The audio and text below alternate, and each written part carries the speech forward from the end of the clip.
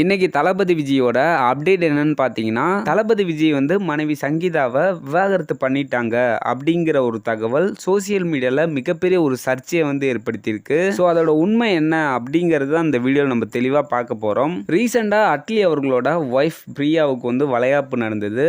அந்த ஃபங்க்ஷனுக்கு வந்து தளபதி விஜய் வந்து சங்கீதா இல்லாமல் சிங்கிளா போய் கலந்துக்கிட்டாங்க. அது மட்டும் இல்லாமல் வாரிசு படத்தோட ஆடியோ வெளியீட்டு விழாலையும் சங்கீதா வந்து கலந்துக்கல.